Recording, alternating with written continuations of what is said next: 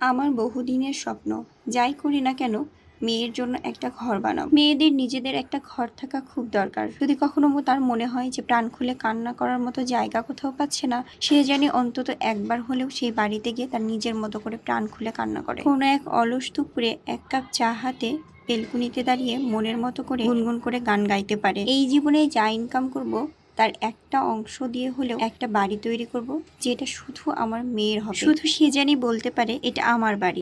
আমার বহুদিনের স্বপ্ন, যাই করি না কেন মেয়ের জন্য একটা ঘর বানাবো। মেয়েদের নিজেদের একটা ঘর থাকা খুব দরকার। যদি কখনো তার মনে হয় যে প্রাণ খুলে কান্না করার মতো জায়গা কোথাও পাচ্ছে না, সে জানি অন্তত একবার হলেও সেই বাড়িতে গিয়ে তার নিজের মতো করে প্রাণ খুলে কান্না করে। কোনো এক অলস দুপুরে এক কাপ চা হাতে বেলকুনিতে দাঁড়িয়ে মনের মতো করে গুনগুন করে গান গাইতে পারে। এই জীবনে যা ইনকাম করব তার একটা অংশ দিয়ে হলেও একটা বাড়ি তৈরি করব, যেটা শুধু আমার মেয়ের হবে। শুধু সে জানি বলতে পারে এটা আমার বাড়ি।